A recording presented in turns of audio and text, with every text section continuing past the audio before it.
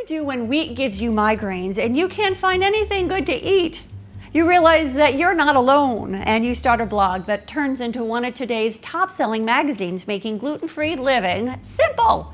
Today, I interview Carol Kicinski, the founder and editor of Simply Gluten-Free magazine. Why don't you join us? Hey, it's Kim Castle. You're watching kimTV, where you discover how to live agelessly. We've talked about gluten, what it is, how it can make you feel.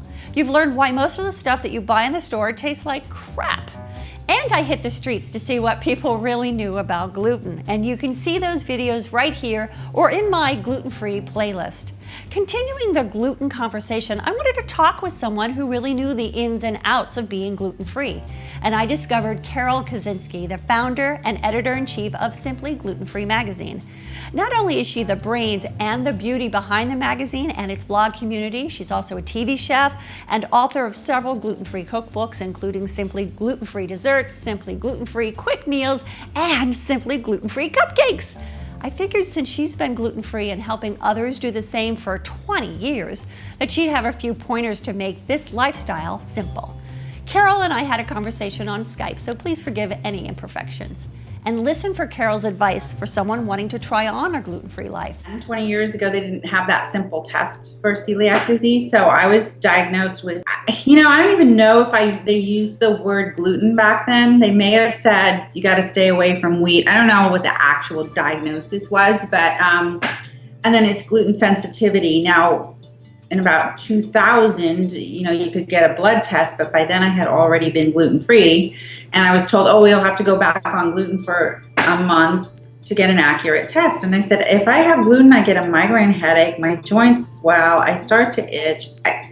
I know I can't have it. My body's telling me. So I don't know. I'm one of those people that do not have an official celiac diagnosis. My body definitely does not like gluten. Yeah, I found that I just get bloated and I just get irritable and achy and just that whole kind of experience that it's just like, oh, it's just not worth eating a bagel anymore. I started hearing gluten about 4 or 5 years ago, and I just thought, well, I'll try it. I actually thought it was just making a healthy, I'm going to be healthy. I'm going to eat gluten-free. And you know what?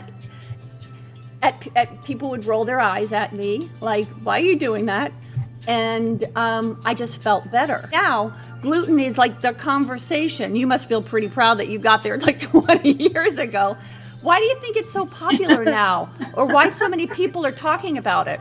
Well, first of all, on the medical side, awareness for celiac disease and gluten sensitivity has risen so much in the last few years. It was very uncommon for somebody to even be tested. They'd come in with this whole list of symptoms. And now celiac disease and gluten sensitivity have symptoms a mile long. There's over 300 of them. But they would come in with symptoms and they would either be prescribed medication or, they'd go down this road. It used to take, even just a couple years ago, the average length of time for diagnosis was 9 years from when someone started actively looking for what was wrong with them to getting that diagnosis. So obviously the medical industry itself is changing there, and awareness is rising. The media has a lot to do with that. People like you, people like me that, and people are telling stories. So there is the celebrity angle to it, the little, Gwyneth Paltrow wants to lose a couple pounds, she takes gluten out of her diet. And, that's fine. Anything that raises awareness is good, but I think it's a double-edged sword because it's a serious issue. It's not just about, a teeny little tummy bloat or something. It's an actual, things happen to your brain and your joints and your intestines. And I hate to see it trivialized, and yet that helps raise the awareness. Absolutely. So, absolutely. It's all part of it. I found recently when I was going through my own, working with a doctor, figuring out what was wrong with me, that our thyroid, so much of our thyroid gets processed through our gut, and we have the gluten in our gut getting in the way of us actually absorbing any nutrients. Exactly. If you stretch out your small intestines, they're the size of a tennis court. that is how big and important they are. You want to make sure that they're working right, and honestly, for most of the issues that a lot of people have, you've got to heal your gut before you're going to heal the rest of it. It all kind of starts there. Now, is gluten-free a choice only for people, in your experience, only for people who have sensitivities or allergies, or celiac in their family, or is it something that you think a choice that everybody can make and it's healthier? Well, I'm not out to change the world to gluten-free. I'm simply here to offer solutions for people who need or want to be. Having said that, I don't think anyone's ever died of a lack of gluten. You know what I mean? Like on their final dying bed, I want pizza. Exactly. There are so many doctors, and my doctor is one of them, that just doesn't think any human should ingest gluten, that the body isn't meant to break it down. But I take I look at it this way. The foods that traditionally contain gluten, like breads, pastas, bagels, pizza, cake, cookies, that's all stuff you probably shouldn't eat a whole lot of anyway. So if you remove those processed foods from your diet, you're going to feel better anyway. So, it's not when I hear or read articles that say, oh, they're worried about, the gluten-free thing, that it's not going to be as healthy for people. I'm like, really? Taking bagels out of your diet isn't healthy? I don't understand. And then from my experience, I don't know if there's any studies on this, but I know a lot of people are gluten-free, and I communicate, I have a website and a magazine, and I communicate with people.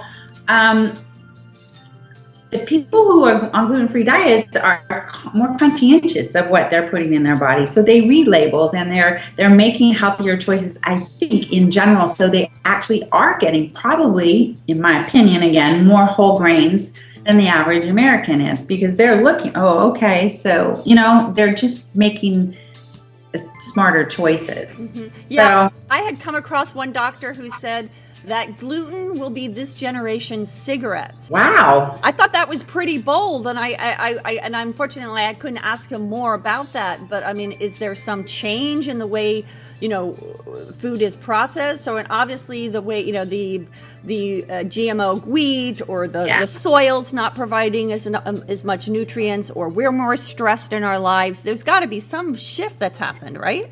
The GMOs, I mean, our children are like little science projects. That they're eating these genetically modified foods that nobody knows the long-term lasting effects on them. Yeah. And all the wheat in America, to the best of my knowledge, is all GMO. It's just not the wheat that people were eating 10,000 years ago. Mm-hmm. I did an article, I found this interesting. Since people started gathering wheat, way back thousands of years ago, it has been bred to be more glutinous. There's those properties that, the stretchiness that you see in pizza dough, the rise you get in breads, it's an actual desirable quality. Yep. So even back in the day when it wasn't genetically modified, they were growing it in such a way, and I'm no farmer, so I don't exactly understand this, but so that it would be more glutinous. So not only was it more glutinous, now it's genetically modified. What was it like for you to make that switch to go gluten-free? And my doctor likes to tell people that I did not run happily into the light of the gluten-free list. I did not go skipping and singing. At the time, my diet consisted of a bagel in the morning, maybe a turkey sandwich for lunch, and pasta for dinner, almost all the time. If I was hungry, I would eat pretzels. It was the 80s. It was that carbohydrate, high carbohydrate. Rice cakes. I could not imagine what I would eat. In the beginning, it was like, okay, there was a lot of misinformation back then, and I thought that I only had to do it for 6 weeks, and I thought I can do anything for 6 weeks. So maybe it was the second week. I think it was the second week. It was the first time in as long as I can remember that I didn't have a migraine headache that week. And then I just started to feel better. I wasn't so exhausted. And I like to tell people, if I had been Oprah Winfrey, that would have been my aha moment, but I'm not that smart, and I don't have that many shoes. Yeah, I think you're already breaking apart. So it took me a while. Eureka. After 6 weeks, I felt fabulous. I said, oh, I'm cured. And then I just instantly went back to eating gluten, which was ridiculous. But it took me, there was many starts and stops. All of a sudden, I realized that I had the power. I could actually control my physical well-being by what I chose to eat or not eat. And that was empowering to me. And that's when I decided to get educated and really commit to being gluten-free. It wasn't easy back then. I didn't know anybody else. I knew one person who was gluten-free, or as we called it, wheat-free at the time. And she was kind of this earth mother. She made her own soup. She had a garden. There was like butterflies everywhere. She had braids and wore long dresses. And I was the financial controller of a multi-million-dollar corporation. I wore high heels. We had nothing in common. And I thought, I'm not this person, Right. And for me, food has always been important. It's what holds society together. People, cave people, they got around and they ate together around the fire, right? That's the basis of society. So what I did was I just decided to just go have a naturally gluten diet. I didn't try to substitute pastas. For instance, if I wanted to make lasagna, I would grill some eggplant or, thin strips of eggplant or zucchini and use that in place of noodles. So I started to get creative and figure out how can I do this without, because, when they finally came out with gluten-free noodles, they were so mushy and it took me a while. In the last 5 years, gluten-free products are fabulous. Well, and then we also have things like your magazine and your cookbooks. Is that why you started writing cookbooks? Is because you started exploring how to make it taste good? I was raising my children and my husband, and they don't know that we raised them. Yeah, exactly.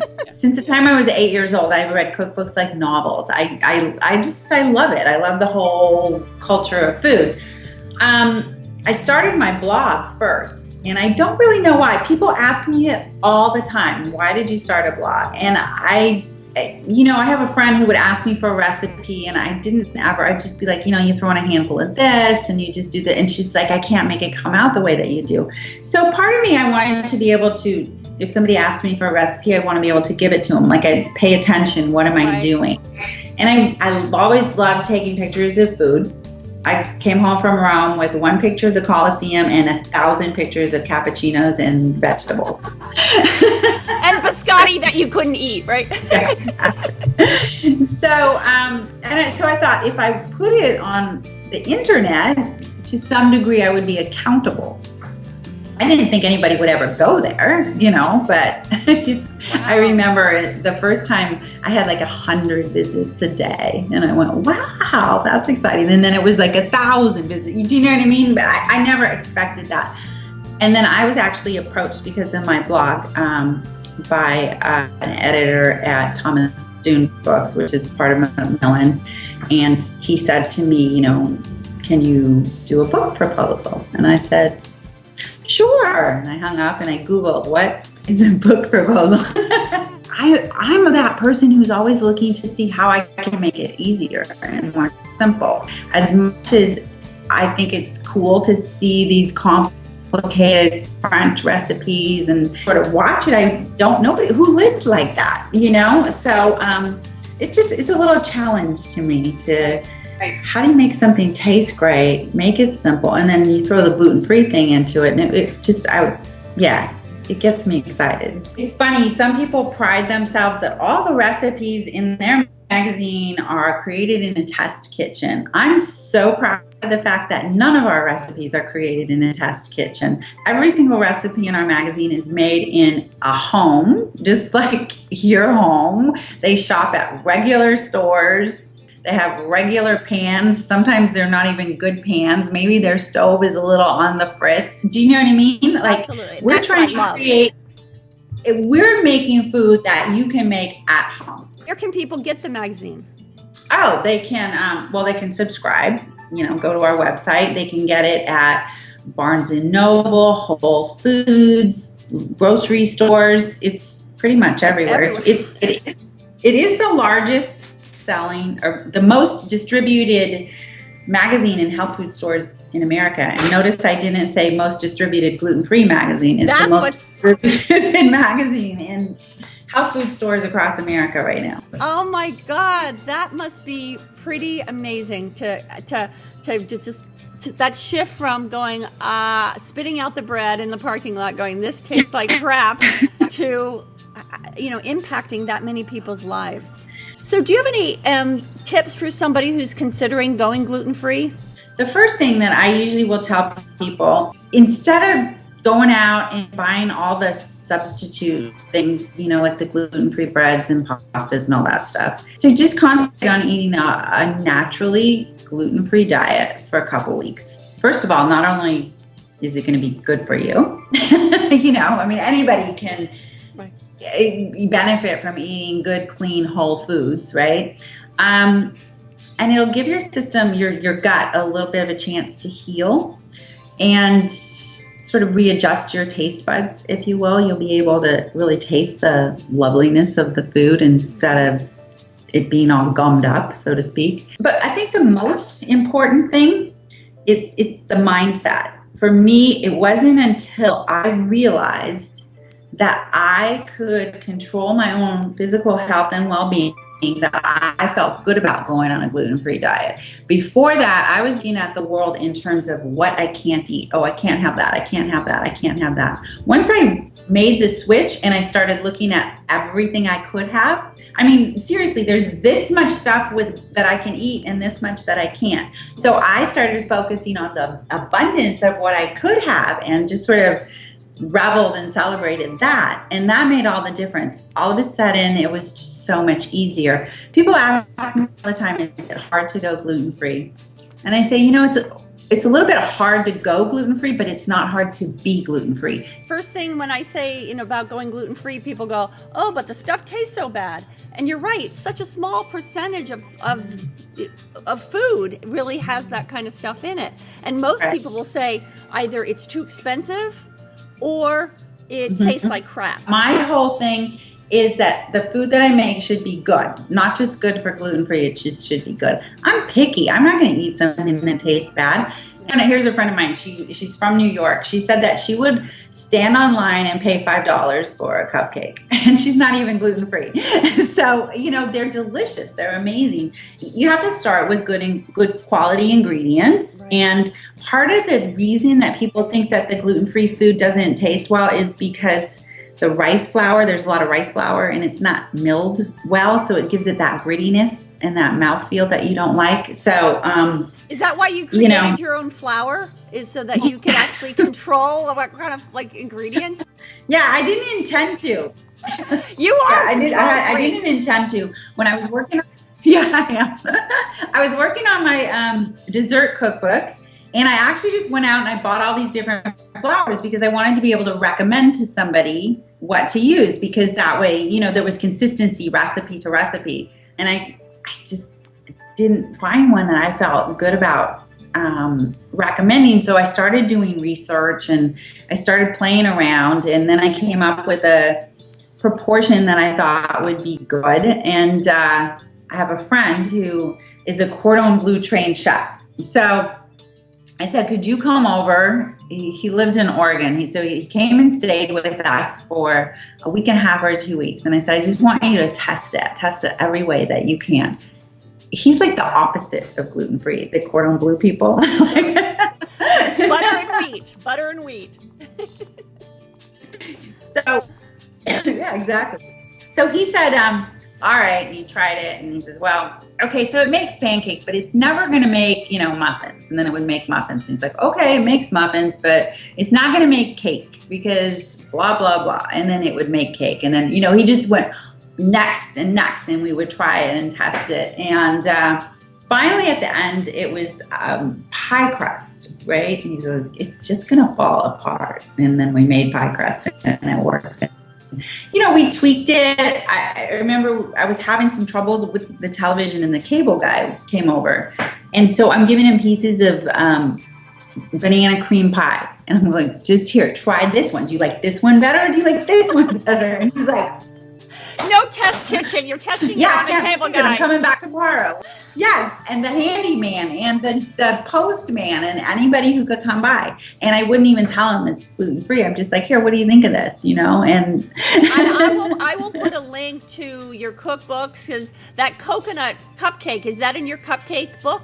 it's in my desserts, Simply Gluten-Free Desserts cookbook. Okay, great. So I'll include a link to your cookbooks, the flour, and the magazine in the description below. I just have one final question. What is your favorite thing that you like to cook for people that you don't tell them it's gluten-free and then they eat it and they're blown away? I think I'm going to go back to the two things. I'm going to go back to the coconut cupcakes because that just blows everybody away. And then the second thing is I make gluten-free French bread. First of all, let me just tell you, it's so much easier to make gluten-free French bread than it is to make gluten-free French bread. It's just way more simple. I don't tend to repeat myself. So I always have a new favorite. Oh, you know, well, I'm kind of in love with lemon squares right now. Me too. I just made the most incredible lemon bars. On my next episode, I had some friends over. I made a gluten-free pizza, barbecue chicken pizza, and I made gluten-free lemon bars, all sugar-free. I'm also a sugar-free kind of person, which makes it a little more difficult to get the right consistency. That'll be on my next video. So I am delighted to connect with you. I'm going to try out your flours because you're right. That's where it breaks down. Once you start making this commitment to feeling good, then you want the ingredients that help you make things taste good. Carol and I could have gone on and on about eating this way, and I could tell that we were about to start swapping recipes, starting with our lemon bars. Carol is a true pioneer and provides oodles of easy-to-make recipes in her magazine, Simply Gluten-Free, and a wealth of gluten-free knowledge on her blog at simplygluten-free.com. I've included links to her cookbook, her magazine, and her finely milled flour, which, trust me, really makes a difference when you start baking, in the description below. I agree when she said going gluten-free is hard. Being gluten-free is easy. If you constantly think about what you can't have, you'll be miserable. But that goes for life as well, don't you think? It really comes down to making a choice, the choice to feel good again. Everything else is easy after that. She really struck a nerve with me when she shared her realization that she actually had power over how she felt. Food being a big part of wielding that power. And I had the same epiphany, and my entire life changed. Or rather, I changed how I lived life. Stay tuned, I'll be sharing more of my story and my life vlog style. Hopefully what I've learned can help you too. If you went gluten-free, what do you think you'd have to give up? Let me know in the comments below or tweet me at Kim Castle, #glutenfree. Oh, and be sure to watch a new segment we call Kim and Friends. I surprised a couple of friends with a homemade gluten-free pizza and I get their reaction to it. Don't miss it.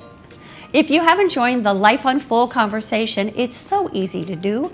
Simply log into YouTube with your Gmail account, subscribe, and let me know your thoughts in the comments section below. Connect with me on Facebook, and for goodies that I only share via email, sign up for my newsletter at kimcastle.com.